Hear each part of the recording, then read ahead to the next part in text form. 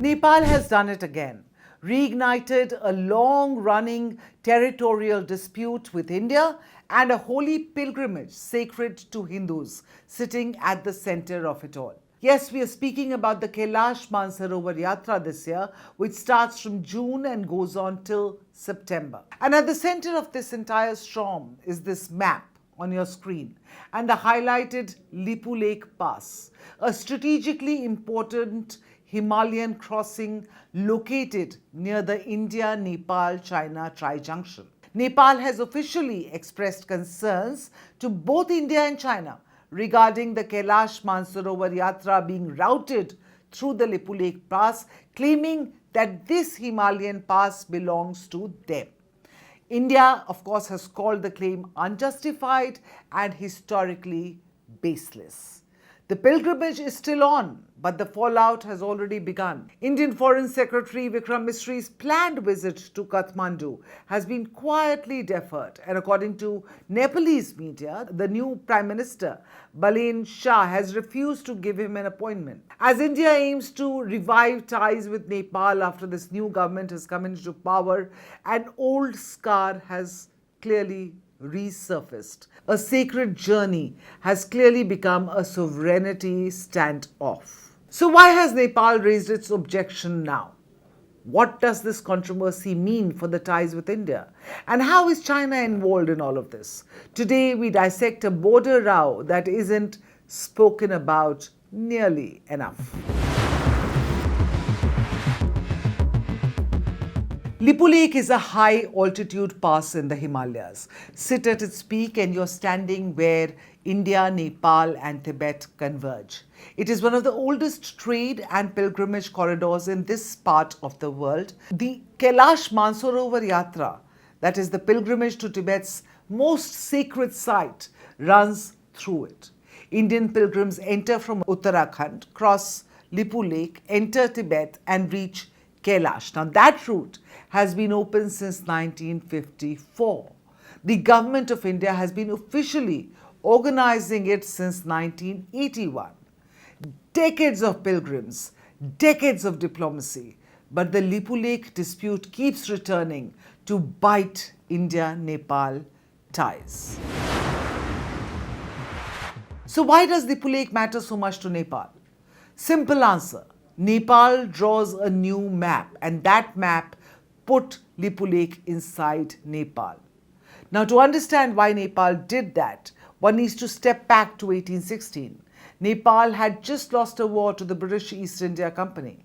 The Sugauli Treaty was signed. Nepal's western border was fixed at the Kali River.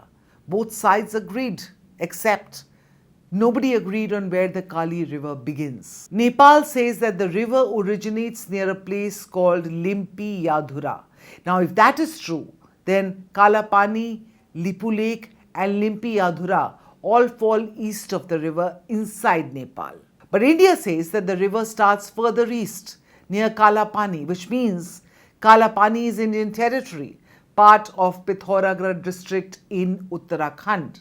Same treaty, same river, but two completely different maps. And there is a China angle.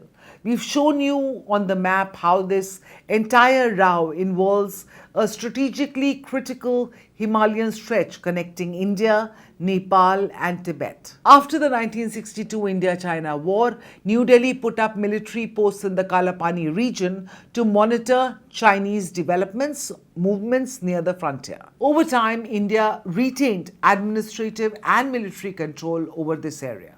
Now, all this while, Nepal continued maintaining its historical claim. For decades, this issue has been simmering, but quietly. Indian military posts sat in Kalapani through the 1962 war, and after that, the pilgrimage ran through Lipulekh. Nepal said nothing. Then in 1991, India and China opened Lipulekh for official border trade. In 1997, they agreed to use it as a formal travel route to Kailash. And that's when Nepal woke up. It objected. A joint expert group was formed Talks were held, maps were exchanged. Nothing was resolved. The dispute went back to sleep. Fast forward to May 2020. India opens a new road connecting Lipulekh Pass to Dharchula in Uttarakhand. The purpose on the face of it is to make the Kailash Mansarovar Yatra faster and easier for the pilgrims. Nepal erupts. Kathmandu calls it a unilateral act, a violation of its territory, a provocation. And then Nepal does something that changes the game entirely. It releases a new political map.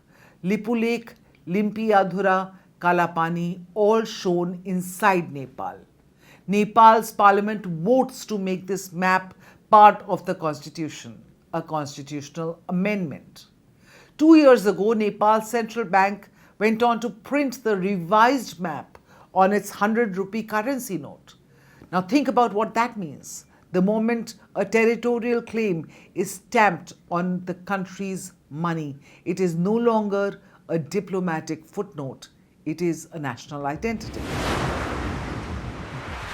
Nepal today has a new government, Balendra Shah, elected on a promise of being tougher, cleaner, more assertive than his predecessors. He needs to look strong. He cannot be seen surrendering territory that is literally printed on his country's currency. So Nepal sends the diplomatic notes, issued the statement, urged India to stop the yatra through Lipulekh.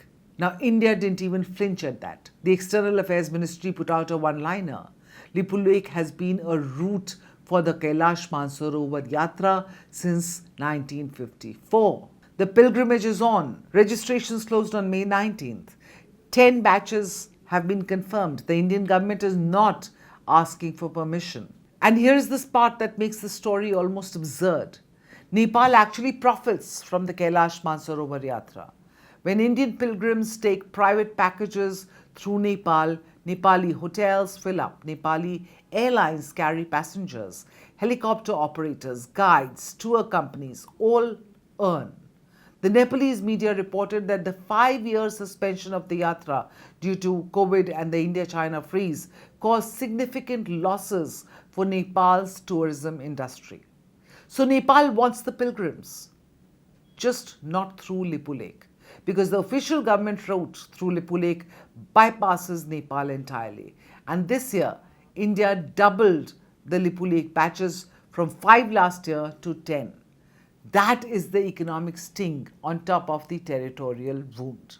So what is China's position in all of this?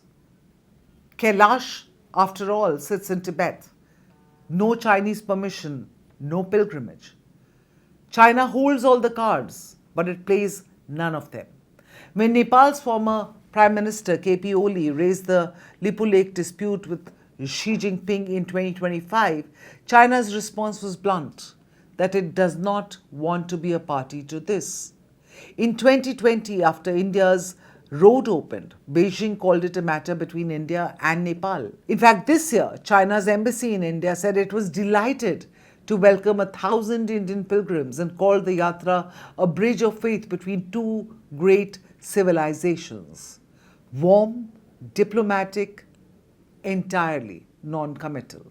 But here is the reality nobody in Beijing will say out aloud. As long as Kailash is in Tibet, China is always in this dispute, whether it wants to be or not. The Himalayas have always been disputed, but when a sacred pilgrimage becomes a sovereignty flashpoint, when a river's source determines whose god lives on which side of a border, you understand that in this part of the world, geography and faith and politics are not three separate things. In fact, they never were. And on that note, I'll leave this here. If you've liked this explainer, please click on the bell icon below and subscribe to Times Access. See you next time.